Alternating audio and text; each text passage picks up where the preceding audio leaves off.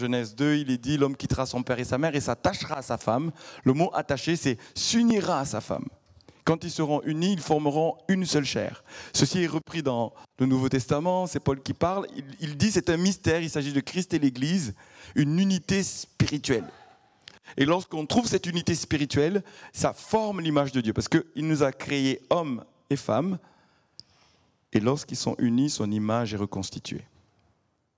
C'est une réalité, une vérité spirituelle que j'aimerais qu'on explore. Et j'ai le sentiment, en explorant l'unité, qu'on rentre dans une sorte de lieu très saint, je dis bien une sorte, quelque chose de mystérieux, quelque chose de profond, quelque chose de puissant, qu'est la Trinité, l'unité dans la diversité, mais qui forme une puissance spirituelle parce qu'ils sont un.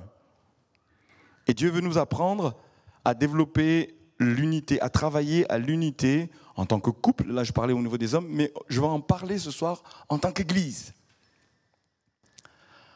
En tant qu'Église, formée ensemble parce qu'on apprend à travailler, à faire des efforts pour être un, et parce que nous y arrivons, par la grâce de Dieu, lorsqu'on y arrive, ça produit l'image de Dieu, ça forme l'image de Dieu. Et lorsque l'image se voit, lorsque cette image est reconstituée, spirituellement le diable le voit, le ciel le voit.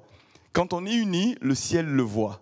Parce qu'il y a l'image de Dieu, l'image de Christ qui se voit. Et quand Dieu voit Christ, le ciel s'ouvre. Parce qu'il n'y a aucun nom qui nous a été donné dans le ciel comme sur la terre, si ce n'est le nom de... Waouh! Est-ce que vous voulez prêcher avec moi ici ce soir? Il n'y a aucun nom qui nous a été donné dans le ciel comme sur la terre. Il n'y a qu'un seul nom. C'est le nom de Jésus. D'accord? Ce nom-là est un sésame qui ouvre le ciel. Quand Dieu voit l'image de Christ, partout où il y a une unité spirituelle profonde, quand Dieu voit cette image reconstituée, parce que quand ils ont été créés, hommes et femmes, lorsqu'ils s'unissent réellement, et je le redis, ce n'est pas que sur le plan sexuel, lorsqu'ils s'unissent spirituellement, cette unité est forte et constitue l'image de Christ qui fait une ouverture dans le ciel. Il y a quelque chose de particulier qui s'ouvre. Il n'y a que le nom de Jésus qui fait on va au Père, qu'on trouve la présence de Dieu, qu'on trouve son cœur, que nous sommes sauvés. Le nom, être en Jésus, être unis dans le Christ. Et du coup, je vais vous donner plusieurs témoignages, plusieurs versets bibliques qui nous parlent de la puissance de l'unité. Là, on est dans Genèse. Juste après, je prends un texte. Non. C'est celui de Chroniques. C'est 2 Chroniques 5, 13. La Bible nous dit qu'à un moment donné, Salomon construit un temple, une maison pour Dieu, et il veut dédicacer cette maison. Et lorsqu'il dédicace cette maison, les uns et les autres sont dans une unité parfaite.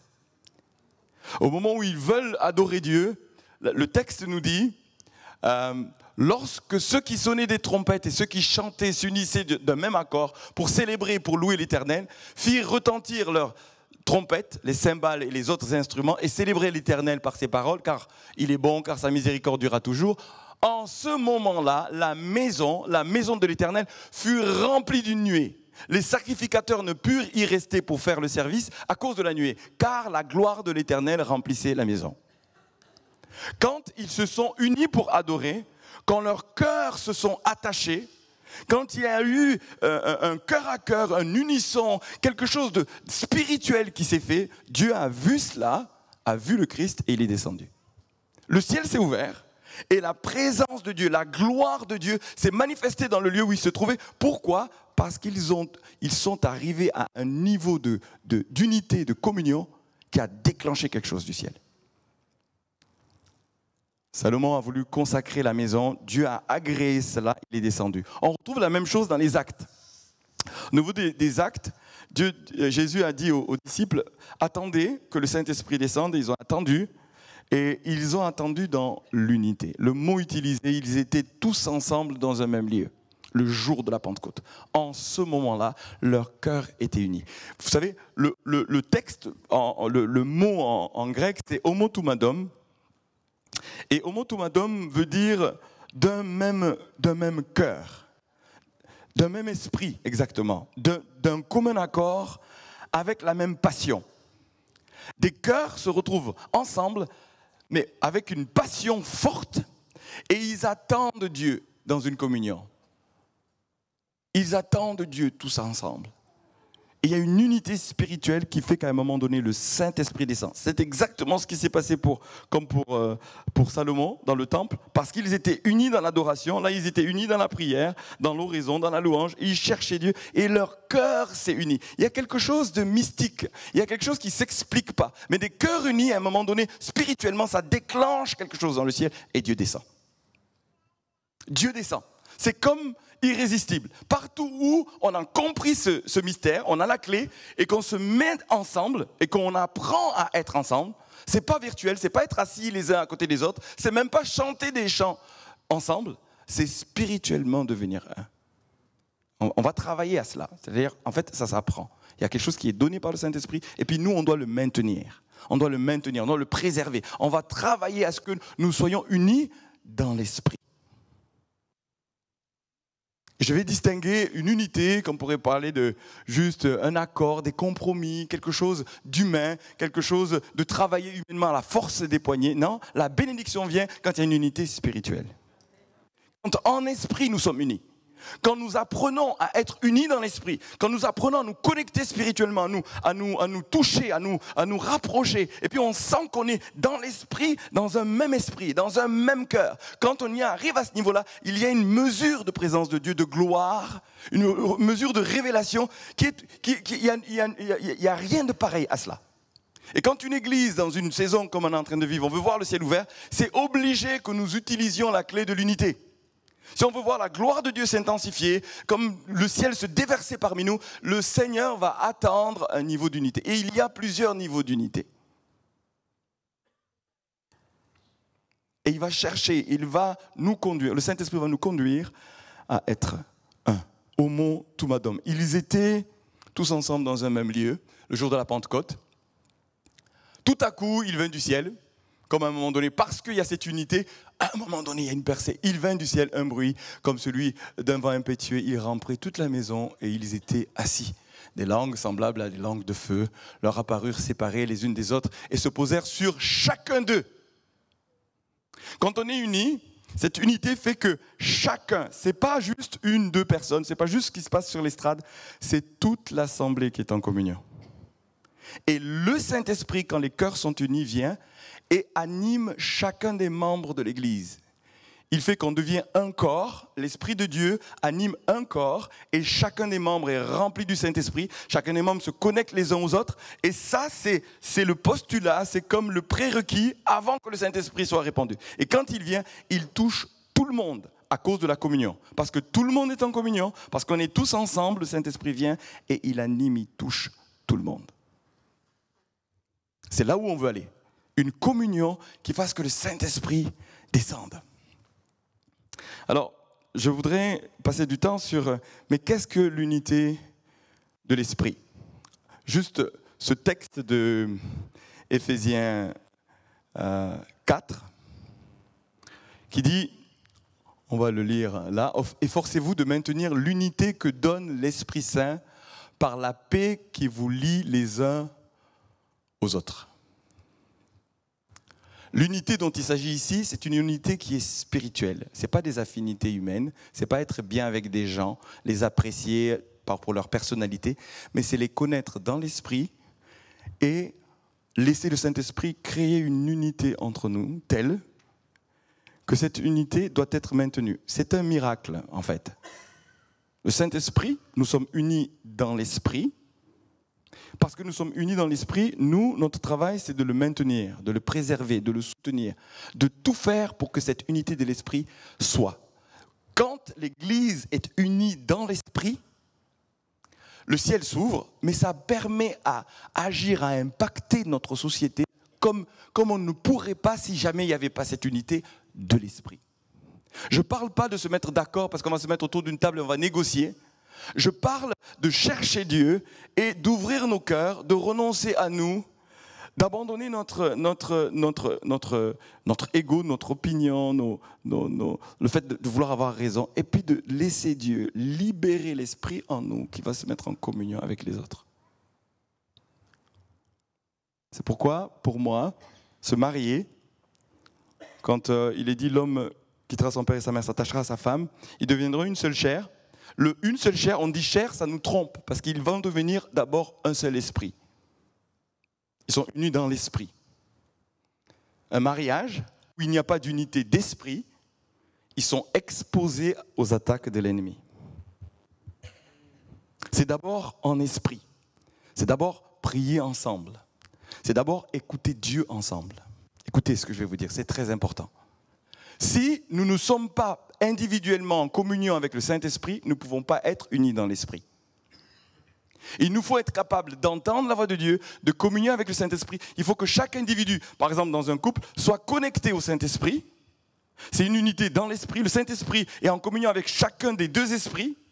Et l'unité se crée parce que l'Esprit de Dieu est uni à un esprit et à l'autre, et ensemble. C'est pour ça que la Bible dit, la corde à 3 fils ne se rompt pas facilement. C'est-à-dire, ce n'est pas simplement une union entre 2 personnes, mais le Saint-Esprit, c'est l'unité de l'Esprit. Il faut que chacun de nous soit en communion avec le Saint-Esprit, se soumette au Saint-Esprit. Parce qu'on est soumis au Saint-Esprit, on peut être unis entre nous. Sans une unité au Saint-Esprit, sans une soumission au Saint-Esprit, sans une communion au Saint-Esprit, on ne peut pas être unis dans l'Esprit. L'unité dans l'Esprit, c'est parce que tout le monde aspire, soupire, se connecte. Et quand je suis connecté, à ce moment-là, je peux me mettre en communion avec les autres. Si je ne suis pas connecté au Saint-Esprit, la communion que je vais avoir, l'unité que je vais avoir, elle va être dans l'âme, elle va être dans des tas de choses, mais elle ne va pas être dans l'Esprit. Il faut que chacun de nous soit dans l'Esprit. Et quand on est dans l'Esprit, on peut se connecter à l'autre. C'est le Saint-Esprit qui nous met en unité de pensée, de cœur, de projet, parce que chacun de nous aspire, soupire après la connexion au Saint-Esprit. Imaginez que chaque membre de l'Église, lorsqu'il vient au culte, est rempli de cet esprit qui est descendu, les flammes de feu sont sur lui, on est connectés ensemble, et quand on se met à chanter, si chacun de nous était connecté, c'est pas le chantre, c'est pas le groupe qui fait la différence, mais ça va pousser de l'assemblée. Tous ceux qui ont cette flamme en eux, en communion avec le Saint-Esprit, vont donc animer cela, vont alimenter cette communion, et parce qu'ils vont être dans l'esprit, ils vont pouvoir rejoindre les autres dans l'esprit. Et là, il y a une unité de l'esprit. Et c'est cette unité-là qu'il nous faut préserver et maintenir. Si nous ne sommes pas dans l'esprit, il n'y a pas d'autorité spirituelle. L'autorité spirituelle vient quand on est en communion, et que, étant en communion, nous sommes la face de Christ, nous sommes l'image de Christ. Et on peut agir, parler, le monde peut voir. C'est pour ça que tu peux me mettre le texte de Jean, qui est vraiment grand. Jésus, à la fin de sa mission, se met à prier et il demande l'unité. Jésus prie. Et nous a appris le Notre Père, et curieusement, il ne récite pas le Notre Père à ce moment-là. Il demande une chose à Dieu, c'est que nous soyons un. Jésus prie, et c'est très important pour lui que nous soyons un. Et voyez ce qu'il dit ici, il dit, « Je leur ai donné la gloire que tu m'as donnée, afin qu'ils soient un comme nous sommes un, moi en eux et toi en moi, afin qu'ils soient parfaitement un, et que le monde connaisse que tu m'as envoyé et que tu les as aimés comme tu m'as aimé. » On vient de chanter « Je sais que tu m'aimes ». Mais qu'ils soient parfaitement un. Là, je me dis, le Seigneur Jésus, il a la foi. Et il dit que Dieu l'exauce toujours. Je dis, wow, il a la foi. Il prie pour que nous ne soyons pas juste un, parfaitement un. Et sans cela, il n'y aura pas d'impact à l'évangile. Si nous ne sommes pas un, si nous ne devenons pas un seul esprit, si nous ne devenons pas vraiment unis, or il ne s'agit pas que des hommes et de la femme, mais l'ensemble du peuple de Dieu uni, si nous n'atteignons pas ce niveau-là, il dit, afin que le monde connaisse, afin que le monde voie, afin que le monde comprenne, afin que le monde ait la révélation que tu m'as envoyé et que tu les as aimés comme tu m'as aimé. Pour que le monde connaisse, il faut que nous atteignions ce niveau d'unité, que nous ne vivons pas souvent. Je vous dis la vérité, on ne va pas se raconter des histoires. Ce niveau-là dont il parle, si nous maintenions le niveau d'unité de l'esprit, que nous cherchions l'unité de l'esprit et que c'était maintenu toujours, pas juste une percée à un moment, ah là Dieu était là, là la gloire était là, on sent qu'il est là, on a conscience, on est touché, on est bouleversé, Dieu est là. Si on le vivait tout le temps, parce que nous étions connectés dans l'esprit et avec l'esprit de Dieu et les uns avec les autres, le monde connaîtrait. Il n'y aurait même pas besoin d'évangéliser. il faut le faire. Mais il est en train de dire, parce que nous sommes parfaitement un, parce que nous trouvons ce niveau de communion, le monde va connaître. C'est mystique. Comment connaître? Nous sommes là dans une salle, on est un. Les chrétiens d'une même ville sont un. Ils sont en communion spirituellement, ils se connectent les uns aux autres. À un moment donné, ça ouvre une voie. Quand tu vas parler, ça va être le visage de Christ qui parle. Pourquoi? Parce que nous sommes unis. Ça va être la parole de Christ qui va être libérée parce qu'on est unis. Donc il y a un travail d'unité qui est indispensable pour qu'il y ait un impact au travail que nous faisons. Si on va évangéliser et que nous ne sommes pas un, il n'y a pas d'impact. Ouais, aidez-moi s'il vous plaît ce soir. C'est indispensable. Nous sommes là parce que nous voulons voir le royaume de Dieu avancer. Nous voulons voir des vies transformées, libérées, guéries. On veut que quand on témoigne, Dieu agisse. Il n'agit pas juste comme ceci, sans lien au fait qu'il dit, mais maintenez, faites tous vos efforts pour que l'unité de l'esprit soit maintenue par les liens de la paix. Qu'il y ait une telle unité que quand nous agissons, parce que c'est un principe spirituel, l'image de Christ est formée. Et c'est Christ qui agit. L'Église devient le corps de Christ. Elle se bouge parce que spirituellement, merci beaucoup, parce que spirituellement elle est unie, elle se bouge, elle se déploie quand elle fait des choses dans l'unité, dans l'accord. On s'est mis d'accord, on est en communion, on a saisi la pensée de l'Esprit et nous obéissons à l'Esprit et nous laissons conduire par l'Esprit. Quand c'est ainsi, nous adorons par l'Esprit, nous agissons, nous avons des relations dans l'Esprit. C'est pas humain, c'est pas juste « Ah mais tiens, je l'aime bien ceci, mais je viens à l'église et en fait je fonctionne exactement comme dans l'entreprise ou ailleurs. » J'apprécie que la dimension humaine de la personne. Si je ne la connais pas dans l'esprit, je ne suis pas uni dans l'esprit, l'impact spirituel. L'église est d'abord un être spirituel. Nous sommes d'abord des esprits. Et ces esprits, quand ils se connectent au Saint-Esprit, c'est déjà extraordinaire. Mais le Saint-Esprit, il descend, il aime descendre quand on est en communion. Ça, c'est les mystères. On est en communion, le Saint-Esprit descend. Quand il descend, il nous rend encore plus en communion. C'est de gloire en gloire. Il y a encore une mesure supplémentaire de la gloire de Dieu quand nos esprits sont connectés à lui et les uns aux autres. Et il nous faut apprendre. En ce moment, l'Église, le conseil d'Église, je suis en train de nous engager à discerner, à analyser, évaluer chacun de nos cultes pour savoir spirituellement ce qui se passe. On peut être dans notre âme et dire « Ah, ce culte, il était super » alors que spirituellement, il n'y a rien qui s'est passé. Je peux vous le dire.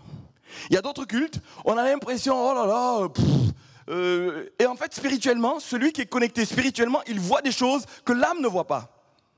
Et du coup, il nous faut discerner, venir au culte rempli du Saint-Esprit. En fait, le nombre de gens qui viennent au culte pour être remplis, alors qu'ils devraient être remplis pour venir au culte.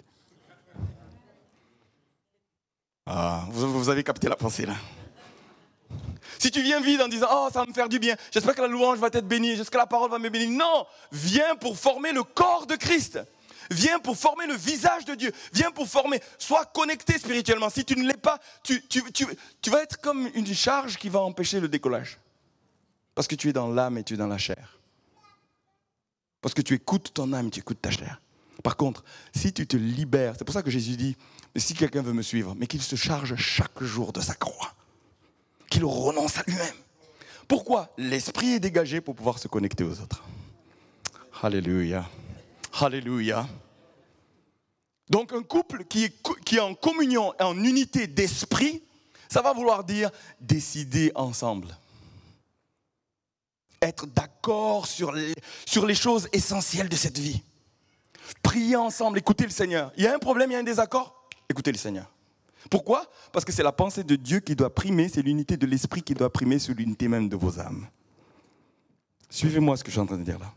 C'est je veux dire, indispensable pour avoir une vraie maturité spirituelle. Est-ce que, quand il y a un désaccord, mais dans un couple, mais même dans une entreprise ou dans une équipe de direction, est-ce que c'est l'écoute du Saint-Esprit qui prévaut aux avis des uns et des autres? Pour qu'on cherche l'unité dans l'esprit, de l'esprit. Quand on l'a, waouh! Ça donne même plus de place à ta personnalité, ton identité, ton caractère. Pourquoi? Parce qu'on est d'abord unis dans l'esprit.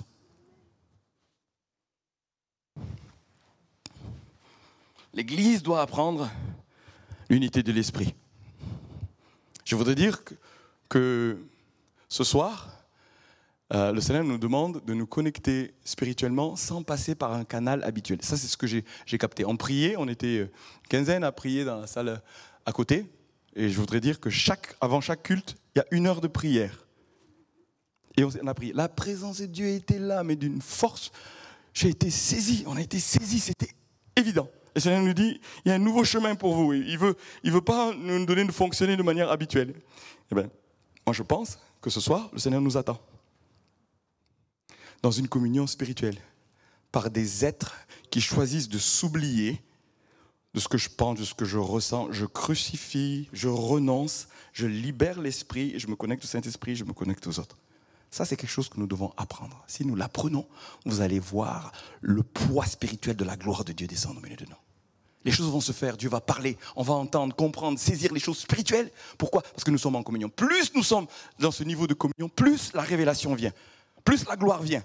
Il dit, je leur ai donné la gloire, ils sont un. Et quand ils sont parfaitement un, il y a une puissance, il y a une base qui permet à l'œuvre de Dieu de se faire et qui ne peut pas se faire autrement. C'est pourquoi, depuis que j'ai découvert cette clé, ce trésor qu'est l'unité de l'esprit, je suis prêt à sacrifier des tas de choses, mais pourvu que je garde l'unité de l'esprit au milieu de nous.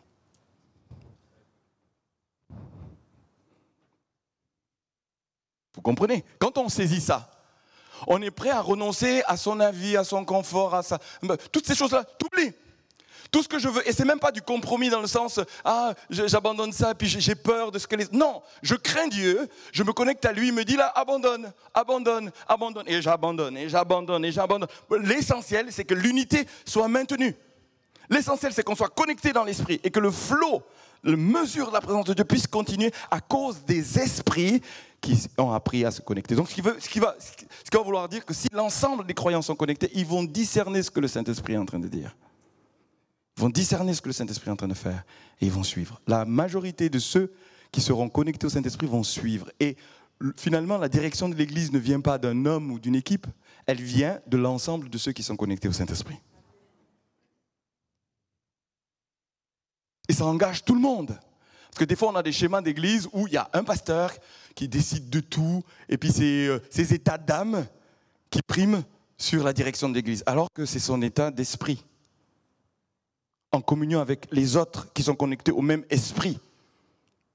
On vit en ce moment des choses depuis plusieurs mois où c'est étonnant. On était en train de travailler, moi je vous donne juste un exemple, j'étais en train de travailler lundi et mardi avec Romain sur quelque chose, et puis entre-temps, Jasmine était en connexion avec Blaise Tommy, qui est un des ministères de notre église, enfin qui accompagne notre église, c'est un prophète.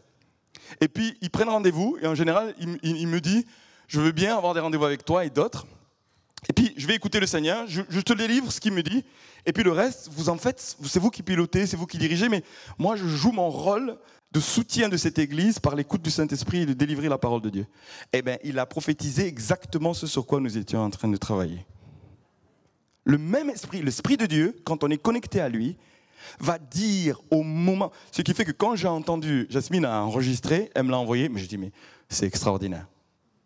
Il décrivait exactement un projet. Bon, donc je ne vais pas le spolier, il faut qu'on prenne le temps avec l'équipe de direction, tout le reste, justement d'écouter le Saint-Esprit et d'être sûr que c'est là où il nous conduit. Mais c'est tellement évident qu'on dit, mais Dieu est avec nous. Nous sommes en unité d'esprit.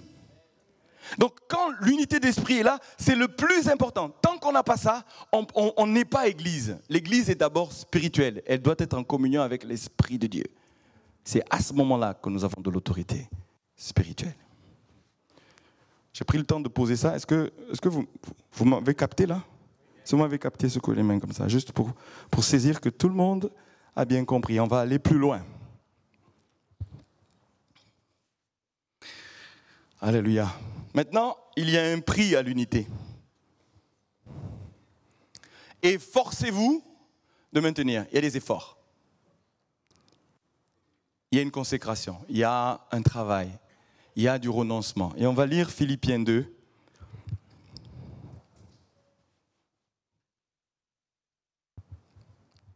Rendez ma joie parfaite. On avait le parfaitement uni tout à l'heure de Jésus. Si l'Église est unie, Jésus, il est parfaitement dans la joie. Parce que là, c'est une plateforme pour que le royaume de Dieu soit manifesté. Ayant un même sentiment, un même amour, une même âme, une même pensée. Je dis, Paul, quand même, une même pensée. Ça fait pensée unique un peu. Et vous allez voir que ce n'est pas du tout ce qu'il est en train de dire, parce que dans Romains 14, il nous dit presque pas l'inverse, mais on a le droit d'avoir des pensées différentes. Par contre, elles seront en harmonie par le Saint-Esprit, chef d'orchestre. Et il dit, c'est possible d'avoir une même pensée, des mêmes désirs, une même projection, quelque chose qui est convergent, parce que spirituellement, nous sommes en accord. Vous voyez ce qu'il dit? Ne faites rien par esprit de rivalité ou par vaine gloire, mais par humilité, que l'humilité vous fasse regarder les autres comme étant au-dessus de vous. Et puis, après, il dit, ressemblez à Jésus, faites comme Jésus. Il était l'égal de Dieu, il a renoncé à ces choses, il s'est dépouillé. Voici le chemin pour l'unité de l'esprit. Il n'y a pas d'unité d'esprit sans humilité qui se dépouille pour élever les autres. Le chemin de l'unité de l'esprit, c'est que nous soyons capables de renoncer à nous, même la fatigue. Il y a des tas de choses, des obstacles à l'unité qui sont là. Et je vais vous faire travailler tout à l'heure pour les lister, les obstacles à l'unité. D'accord? De l'esprit. Mais quand on les a identifiés, ma part, ça peut être, je ne sais pas moi, il y a bon, ce n'est pas mon cas, parce que vraiment, ça, le Seigneur m'a donné. Mais je sais que, par exemple, il y a des gens qui ont du mal avec leur langue. D'accord? Quand ta langue n'est pas disciplinée, elle va être utilisée par le diable pour saper l'unité de l'esprit.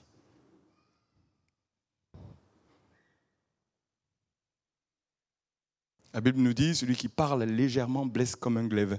Quand nos esprits sont connectés, qu'on ne veille pas à ce qui sort de notre bouche, on ne se laisse pas maîtriser par le Saint-Esprit pour que ce qui sorte, c'est des langues de feu qui disent la louange et la gloire de Dieu. Et si nos bouches sont utilisées, et vont mal utilisées, pas remplies du Saint-Esprit, ça va être utilisé pour détruire l'unité. L'une des armes les plus puissantes du malin pour déstabiliser notre unité, c'est d'utiliser la langue des uns et des autres contre le corps de Christ. Contre les uns et les autres. Quand notre langue n'est pas maîtrisée, quand nous ne sommes pas dans une maturité, une humilité de regarder les autres comme étant au-dessus de nous. Quelqu'un qui est au-dessus de nous, on le célèbre. Quelqu'un qui est au-dessus de nous, on dit de bonnes choses sur. Quand bien même la situation dans laquelle elle est, c'est difficile. J'ai décidé de le regarder comme étant au-dessus de moi, donc forcément, ça déclenche en moi de la louange. Une parole qui édifie, une parole qui construit. Si tu ne fais pas attention et que même tu le regardes en égalité ou même au-dessus, tu vas mal parler. Le nombre de situations où on parle mal parce qu'on considère, on méprise l'autre et on ne le respecte pas à la hauteur de ce qu'il est. Le déshonneur vient. On utilise notre langue, elle est mal utilisée, elle vient détruire l'unité de l'esprit que nous devrions chérir comme un trésor au milieu de nous. La langue. Mais là, c'est l'humilité, le service. Je suis dans une attitude de service. Je vais vous donner des exemples de ce qui se vit en ce moment avec la pastorale de Montpellier. Et tout à l'heure, quand j'aurai fini de partager, on vivra un temps de déclaration de notre foi et de notre unité, mais aussi de repentance. Parce que notre Église, pendant des années, a été considérée comme une Église un peu orgueilleuse. Je schématise. Et ça fait 1 an et demi que je suis devenu le président de la pastorale CNEF de Montpellier. C'est le réseau des églises évangéliques sur Montpellier. Et il y a une logique d'unité qui a été enclenchée. Et je veux témoigner qu'il y a une unité spirituelle. Et déjà, ce n'est pas facile dans une église locale qui a la même théologie d'être dans l'unité de l'esprit. Imaginez le défi que c'est de trouver l'unité de l'esprit avec des chrétiens ou des pasteurs d'autres églises qui n'ont pas la même théologie. C'est pourquoi priez pour moi, s'il vous plaît. Mais depuis 1 an et demi, je vois, à la dernière réunion de la pastorale de Montpellier, des pasteurs qui sont en train d'être connectés et trouver l'unité de l'esprit. C'est une chose de les rassembler, c'est une chose de dire on va prier ensemble, mais que tu ne sens pas, ton esprit ne peut pas témoigner que là il y a le Saint-Esprit. On a vécu un temps de prière ici, je ne sais pas qui c'est qui était là en janvier dans notre église. Eh bien, je sais qu'il y a eu un niveau de communion d'esprit. Qui c'est qui peut témoigner ça? Ok? Mais il est déjà arrivé que je participe à des réunions où il n'y avait pas de communion d'esprit. Et moi, ce qui m'intéresse, je vais travailler à ce qu'il y ait la communion d'esprit. Tant qu'on n'y est pas, je sais que si on essaye de faire des choses ensemble, ça n'aura pas d'impact. Du coup, 1 an et demi que je travaille à ça. Et il y a un des pasteurs qui me dit, Rodrigue, tu as la patience. J'ai la patience parce que j'ai cette vision-là.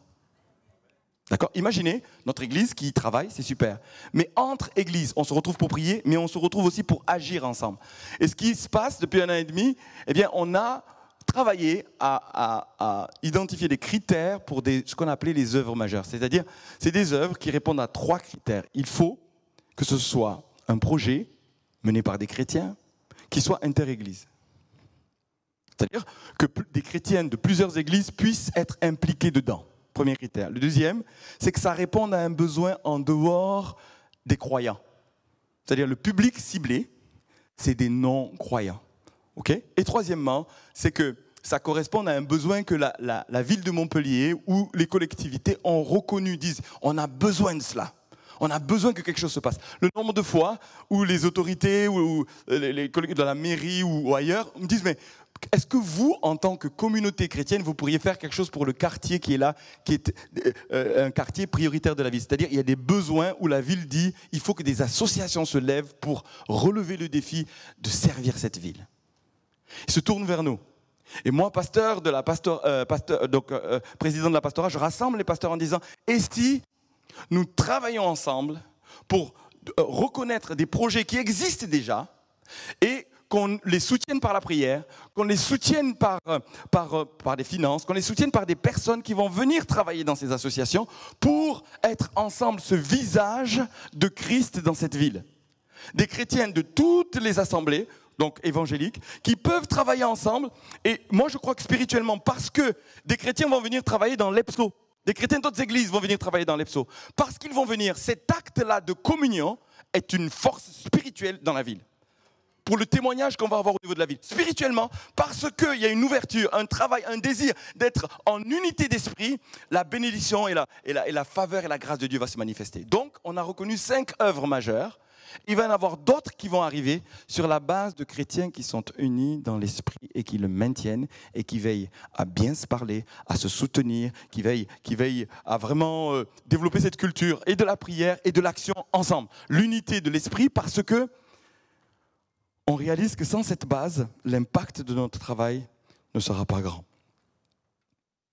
Ça, c'est un exemple. Et puis, il y en a d'autres dans lesquels on va grandir ensemble pour apprendre à se mettre d'accord. Alors, je me souviens aussi d'avoir pris le temps de déjeuner régulièrement avec ces pasteurs. Je les invite. Ça a un coût, c'est du temps, c'est de l'argent. Mais on ne peut pas dire qu'on cherche à être en accord sans passer du temps. Ça va coûter. Je peux vous dire, moi je suis pasteur ici, il y aurait de quoi faire à dire, je consacre 100% de mon temps à être pasteur ici. Le Seigneur me dit, je te donne une mission de développer l'unité de l'esprit autour d'une vision en dehors des 4 murs de l'église. Donc, eh bien, je prends du temps, j'invite. Quand il faut demander pardon, je demande pardon. Je me souviens qu'un des pasteurs de la pastorale m'a posé des questions de pourquoi nous faisons ceci. Par exemple, il y a des églises où les femmes ne prêchent pas. Donc il me pose des questions, mais comment pouvez-vous ordonner les pasteurs femmes et les laisser prêcher? Il fallait qu'on s'explique. Et l'unité dans l'esprit ne veut pas dire l'uniformité. Ça veut dire accepter les différences. Vous savez, il y a d'autres églises ici qui ont des spécificités, des dons, un appel, une richesse que nous n'avons pas. Et il s'agit de reconnaître la richesse que Dieu nous a donnée et d'accueillir la richesse des autres. Et pourtant, on n'a pas les mêmes convictions. Il y a des églises charismatiques et des églises non charismatiques. Déjà, ça, c'est compliqué. Il y a des églises qui croient aux dons spirituels et d'autres qui n'y croient pas. Eh bien, moi, je vais aimer, accueillir et bénir les églises qui ne croient pas aux dons spirituels. Parce que ce qui importe, je peux vous dire, il y a des chrétiens dans des églises non charismatiques qui sont plus remplis du Saint-Esprit que des chrétiens dans les églises charismatiques. Ils ont plus de maturité pour se connecter spirituellement à d'autres que des chrétiens soi-disant remplis du Saint-Esprit parce qu'ils ont les dons de l'Esprit. Ce n'est pas le gage de la qualité ou de la maturité spirituelle. Il y a des tas d'églises qui ont une grande maturité spirituelle. Et dans cette ville, vous allez voir de plus en plus, et je vous invite à accorder de l'importance aux rencontres avec les autres chrétiens de la ville. Parce que si nous sommes en communion et que nous grandissons jusqu'à arriver à l'unité de l'esprit, non seulement Dieu peut bénir des croyants qui se rassemblent ici et qui sont vraiment connectés au Saint-Esprit, mais quand c'est avec d'autres, il y a une grâce et une faveur particulière. Parce que du coup, le ciel s'ouvre pas que sur des croyants ou sur une communauté, mais ça va s'ouvrir sur la ville. Parce que chaque Je crois chaque communauté a un mandat particulier sur une zone de cette ville. Personne n'a le mandat pour l'ensemble de la ville en disant « toi tout seul, tu vas gagner cette ville ». Non, ça passe par tous les croyants que Dieu connaît et qui sont remplis du Saint-Esprit et qui vont décider d'être connectés spirituellement. Alors maintenant, je vais vous faire travailler en disant quels sont les obstacles à l'accord, à l'unité de l'esprit. Qu'est-ce qui empêche que notre assemblée vive, maintienne l'unité, pratique, déclenche l'unité de l'esprit? Il y a des obstacles sur lesquels on va faire un choix de travail, un choix d'activation, de dire je vais lutter, je vais mettre tout en œuvre pour vraiment libérer le chemin de l'unité, libérer le chemin de l'accord. L'accord, vous savez, une guitare comme celle-ci, elle se désaccorde. C'est un instrument qui se désaccorde. Et il y a ici ce qu'on appelle un accordeur qui est utilisé pour ramener au 444, hein, c'est la mesure. C'est-à-dire quand ça s'est désaccordé, c'est à peut-être 380, et puis tu vas tourner pour revenir au 444. Et toutes les cordes qui sont différentes vont s'aligner au 444. La note va être juste, l'accord va être juste, parce que chaque corde est accordée sur le 444. Chaque corde a pour référence le Saint-Esprit. Chaque membre de l'Église a pour référence le Saint-Esprit. Le homotubanum, le tous ensemble, d'un commun accord, d'un même esprit, c'est parce que c'est le Saint-Esprit qui nous accorde. Dans nos vies, c'est obligé, on se désaccorde. C'est comme ça. Dès que le Saint-Esprit nous utilise, à un moment donné, on se désaccorde. Par le péché, la fatigue et des tas de choses. Chacun se connecte, il dit Saint-Esprit, accorde-moi. Est-ce qu'on peut dire ça ensemble? Saint-Esprit, accorde-moi. Avec conviction, s'il vous plaît. 444. Tout le monde est accordé. Et quand le Saint-Esprit va jouer, il va y avoir un accord et une harmonie et une bénédiction, une mélodie qui va s'entendre dans cette ville. Mais comme moi, je crois que le Saint-Esprit n'aime pas jouer sur une guitare désaccordée.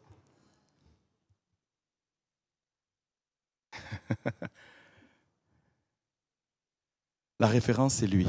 L'unité de l'esprit, c'est parce qu'on est accordé à lui. Et après, on s'accorde les uns les autres. Alors, du coup, les réponses, s'il vous plaît, les obstacles à l'unité de l'esprit au milieu de nous. La question est ouverte, hein? L'orgueil. Mais est-ce qu'on peut développer un peu ce qu'on entend par orgueil? Se croire supérieur aux autres. Vouloir avoir raison. D'accord? Ne pas apprécier la différence. Alors, qu'est-ce que ça pourrait donner dans un temps de connexion spirituelle? Qu'est-ce qui fait que quand on va pour louer le Seigneur et qu'on veut l'unité de l'esprit, on n'y arrive pas? Comment l'orgueil se manifeste? Le jugement. Mais concrètement, quelqu'un qui dit « Ah, ce soir je suis fatigué. Oh, ce soir j'ai pas envie. Ah, moi j'aime pas ce chant. » Il y a des tas de raisonnements qui font que ton esprit ne s'active pas pour se connecter. L'important, ce n'est pas ce qui se passe, le chant ou pas le chant. C'est tu vas être concentré pour dire « Je veux me connecter au Saint-Esprit pour que nous nous connections les uns aux autres. » Et du coup, quel que soit le chant, tu vas avoir une énergie, une passion, des cœurs qui sont connectés, qui cherchent Dieu au-delà de l'ambiance. C'est-à-dire, tu ne vas pas être un thermomètre, tu vas devenir un thermostat. Tu vas dire, le niveau de chaleur que je veux dans cette salle, c'est ici. Et j'active mon esprit pour me connecter au Saint-Esprit par rapport à quel que soit ce qui se passe. J'ai décidé de toucher le cœur de Dieu. Et je suis là en train d'activer. Quand spirituellement, je peux vous dire, même 10% de l'assemblée est là, ça donne une mesure qui est ici. Pourquoi? Parce qu'on cherche. Je ne m'écoute pas dans ce que je vis. Je ne suis pas là dans des complexes. Je décide de me connecter au Saint-Esprit. Pour moi, en application à ce qu'on vit dans un temps de louange, l'orgueil, c'est s'écouter. Écouter son état d'âme, laisser son âme dominer. Oh, ce soir, j'ai pas envie. Oh, je suis dans la culpabilité. Oh, je suis dans la honte. Et puis mes pensées s'en vont. Si tu es venu ici dans la logique de te connecter au Saint-Esprit, toutes ces choses, tu vas les maîtriser, tu vas les tenir en bride. Et tu vas dire, aujourd'hui, j'ai décidé de me connecter au Saint-Esprit. Je peux vous dire, des gens qui se mettent à faire ça, l'atmosphère spirituelle monte rapidement. Et si tous les cultes, c'est ça qui se passe, parce qu'on comprend l'enjeu spirituel, si nous ne sommes pas connectés, eh bien, il y a l'impact que l'Église rassemblée devra avoir, eh bien, elle ne l'a pas. Du coup, je viens toujours préparé, rempli. Quand j'arrive là, sur la route, jusqu'à ce que mon esprit soit connecté. Vous savez, quand je parle en langue, au bout de 7, 8 minutes, 10 minutes, il y a quelque chose qui se déclenche. Quelqu'un peut témoigner de ça? Ok, donc je viens, je me parle en langue, je suis dans une activité, une ferveur, un zèle dans mon esprit, pour qu'à un moment donné, claque, mon esprit, eh bien, se connecte au Saint-Esprit, et ainsi, je peux me connecter aux autres. Mais si je viens, puis que je me laisse porter, et puis on dit, oh là là, j'espère qu'ils vont bien conduire ça, ça va me faire du bien. On n'est pas dans l'esprit. Voilà. Est-ce qu'il y en a d'autres? D'autres obstacles? L'orgueil, très bien. Les autres? Comment? La jalousie. Oui, la jalousie. Ça, c'est un individu, quelqu'un qui n'a pas une identité qui est sécure. Il ne connaît pas que Dieu l'aime, il ne sait pas qu'il a de la valeur aux yeux de Dieu et qu'il est membre du corps de Christ, quelle que soit la part qu'il a. Il est membre. Du coup, il jalouse la part de quelqu'un d'autre, il jalouse des tas de choses et ça empêche la connexion. 2, la jalousie, l'orgueil. 3, l'incrédulité. On dit que l'incrédulité, c'est de dire à ton problème que ton Dieu est petit. La foi, c'est de dire à ton problème que ton Dieu est grand. C'est aussi simple que ça. L'incrédulité est liée au fait que ce que tu vois n'est pas la vérité et tu crois une chose qui est fausse. L'incrédulité est un frein à l'unité. Ça, c'est clair. Je voudrais vous suggérer un autre point, à moins qu'il y ait des propositions. Les murmures? Oui. Là, c'est la langue dont je parlais tout à l'heure. Motivation personnelle.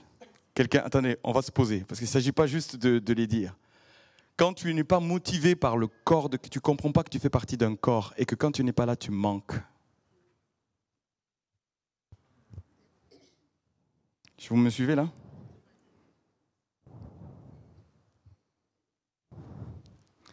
Autre chose? Oui? La peur? Oui. La peur de Dieu, la peur des autres.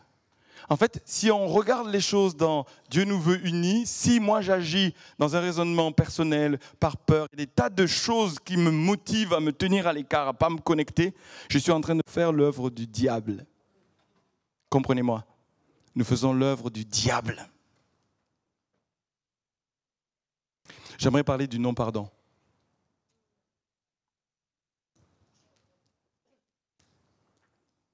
Quand tu ne pardonnes pas, tu empêches l'unité de l'esprit.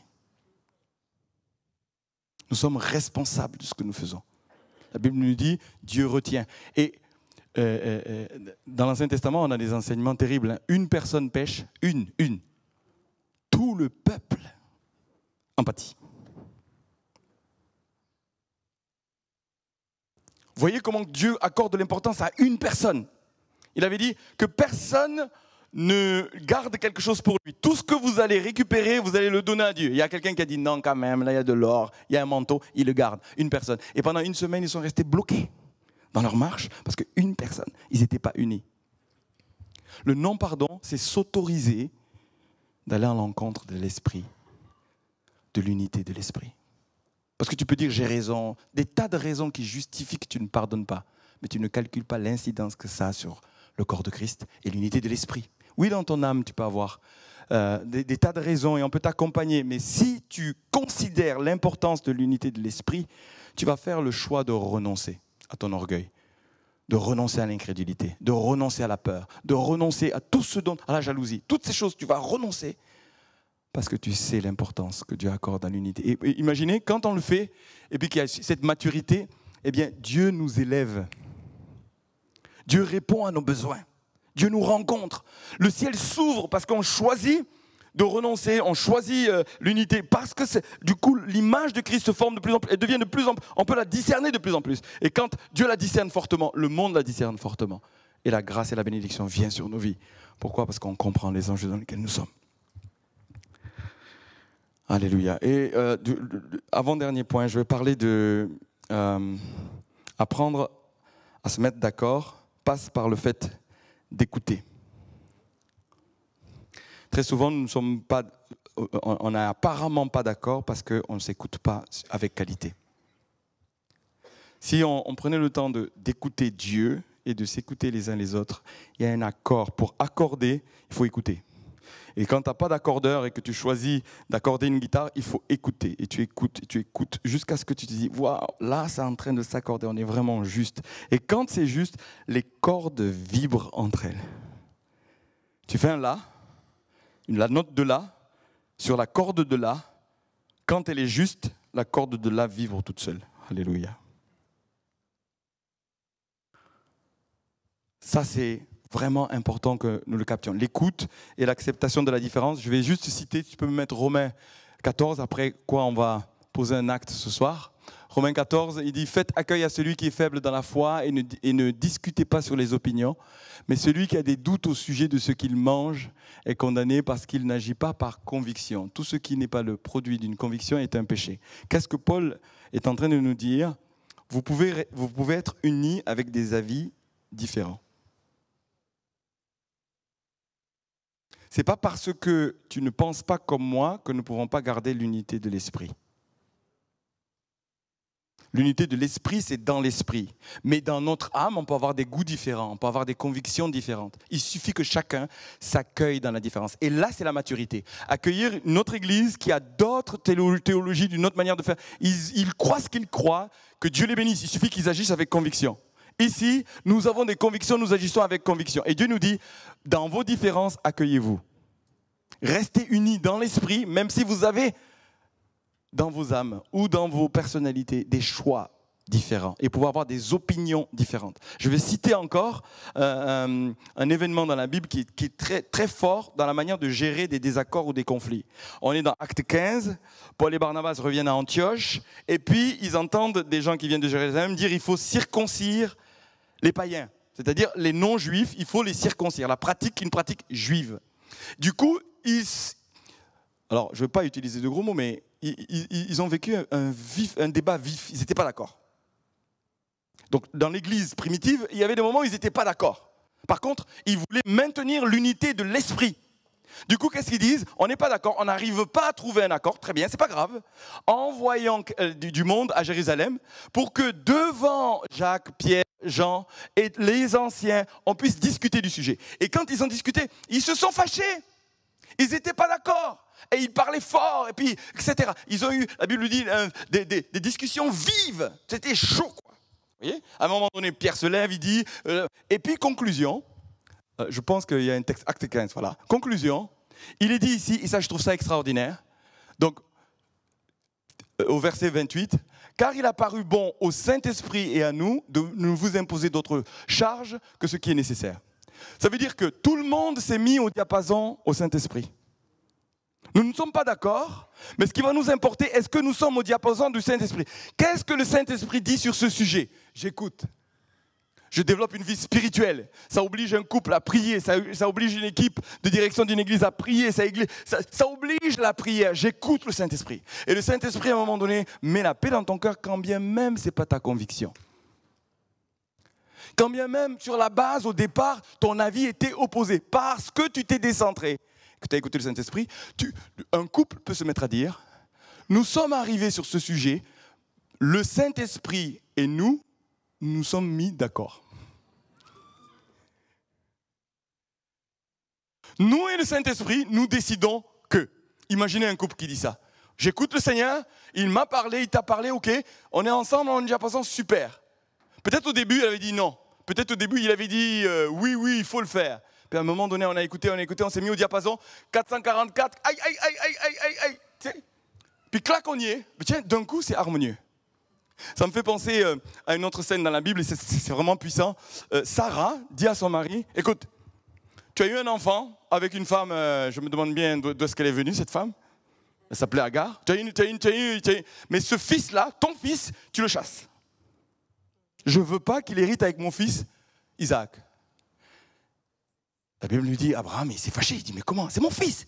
Non, tu le chasses. Et qu'est-ce qu'a fait Abraham? Il est parti écouter Dieu. 444. Le Seigneur lui a tiré les oreilles, il a dit, ta femme a raison. Ah! Mets-toi au diapason. Ma volonté, moi, Dieu, moi, le Saint-Esprit, ma volonté, c'est ça. Donc, sur ce coup-ci, vous allez vous aligner sur moi. Sarah a raison, tu t'alignes sur elle. Et Abraham, il a fait quoi? Il a pris une cruche et du pain, il a dit, bon, mon fils, Agar, allez-vous-en. Mamma mia. Quand Jésus est Seigneur, quand le Saint-Esprit est Seigneur, on peut se mettre d'accord. Quand il est vraiment Seigneur. Et qu'on développe une culture de l'écouter réellement. J'écoute. Là, ils ont écouté. Le Saint-Esprit vient en premier. C'est le Seigneur, Saint-Esprit, qui est le maître de l'Église. Donc, l'idée, c'est on écoute le Seigneur, on écoute. Qu'est-ce qu'il dit? On a des avis différents et il décide une chose qui est une révolution dans l'Église. Pas de circoncision pour les non-juifs. Alors que la circoncision pour les juifs, c'est quelque chose. Ils n'ont même pas imposé le sabbat. Ils n'ont pas dit, vous, les non-juifs, vous allez respecter le sabbat. Rien. Ils ont fait une révolution extraordinaire. Pourquoi? Parce qu'ils ont écouté le Saint-Esprit. Le Saint-Esprit dit, vous leur demandez juste ça. Et ils ont listé.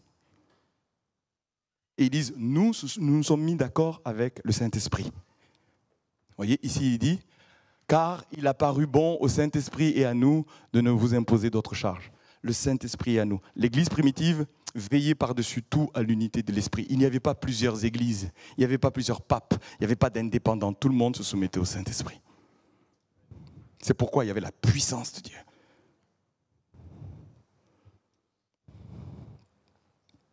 Ok, on va finir en posant un acte particulier. Ce soir, en fait, je vous disais, quand on se connecte, on devient l'image de Jésus.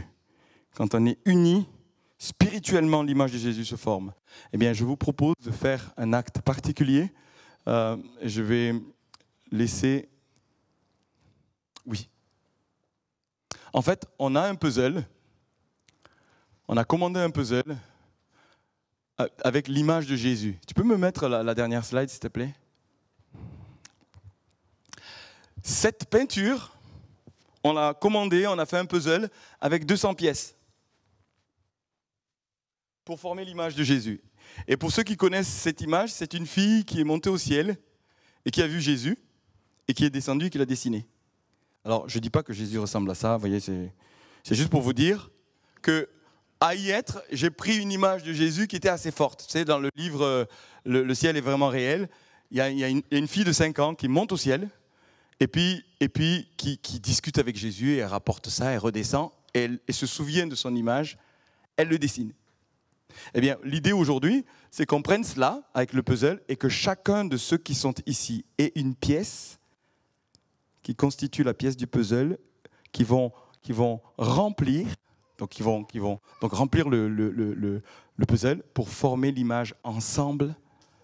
Quand nous sommes ensemble dans l'esprit, il y a une image que le ciel voit, il y a une image que les démons voient, il y a une image que ce monde voit, et la puissance de Dieu va se manifester. C'est un acte symbolique qui est fort.